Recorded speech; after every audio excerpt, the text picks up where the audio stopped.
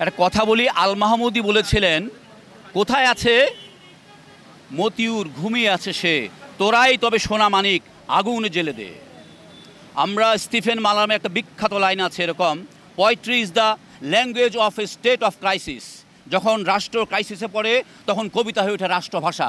আজকে সেই কবিদের আমরা দেখি না, আমরা সেই লেখকদের আজকে দেখি না। আমি জানি না এরা কোথায় কি করে, এরা কি পদলোহী করে, কারো পদলোহী আমি জানি না। সেই সব কবিতা আমি ঘৃণা করি এবং আমাকেও কবি বলতে আমার এখন ঘৃণা বোধ হচ্ছে। আজকে আমার একটা কবিতা আছে, দেখবেন আপনারা খোলা কাগজে। আর আমি যেটা বলবো, ছাত্রদের 9 দফার সাথে আমাদের পূর্ণ সমর্থন আছে। আজকে প্রথম আলোতে দেখলাম 78% 142 জন মারণাস্ত্র মতো গুলিবিদ্ধ হয়ে মারা গেছে, আর ছররাতে মারা গেছে মাত্র 42 জন, বাকিরা লাঠিপেটা, রামদা এইসবে। তো এই গুলি আসলো কোত্থেকে? অথচ স্টেটমেন্ট দিচ্ছে সন্ত্রাসীরা এদিকে গুলি করেছে, পুলিশ রাবার বুলেট মেরেছে, পুলিশ গুলি করেনি। আসলে প্রতিটা মায়ের বুকের দেখলে, হাহাকার দেখলে আমরা আর ঘরে থাকতে পারি না।